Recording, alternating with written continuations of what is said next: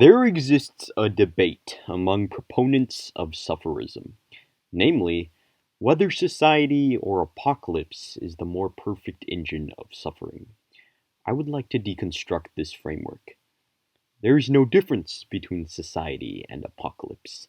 As long as there are two people on this planet, there will always exist hierarchy.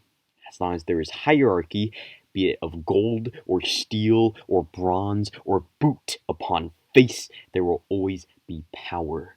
And as long as there is power over others, over oneself, over anything, there will always be suffering.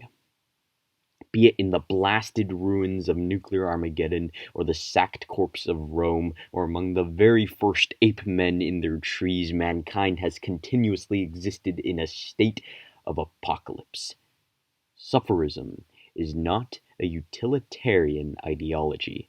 Our aim is not necessarily to maximize the greatest amount of suffering for the greatest amount of people.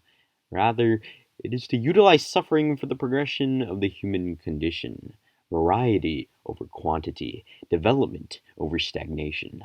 Our staunchest advocates unanimously claim to be our most dedicated opponents. The mitigation of suffering is the propagation of suffering. Is it not beautiful? Constrained by sapience, you escape, you embrace, you detest, you adore, yet you are ours all the same. Sufferism has already won. Sufferism is civilization. Sufferism is anarchy. Sufferism is all things. Sufferism is. You are complicit. You are complicit. You are complicit. We have many masks. We are in your government and in your corporations, in your households, your schools, your neighborhoods, your churches, your mirrors. God belongs to us.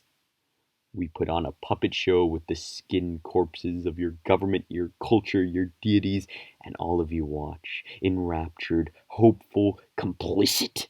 Real politic is a lie. Nations do not act in their best interest. Nations do not exist. Nations are a delusion, an element of the pain engine that is other people.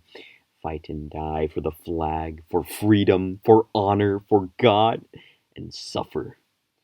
What does a slave know of freedom? What pain does the darkness present to a man blind from birth? 2 Thessalonians 1:7-9. Vengeance on those who do not know God, and on those who do not obey our gospel. They will suffer the punishment of eternal destruction away from the presence of the Lord. You are told that you are free. You are given glimpses of freedom, but you live in chains. You live in chains. You live in chains. You live in chains. This is our promise. Suffering arises from contrast. Suffering arises from monochromatism. This is our gift to you. Don't you feel your condition progressing? Don't you hear the rapture? Don't you hear the trumpets? We open the gate!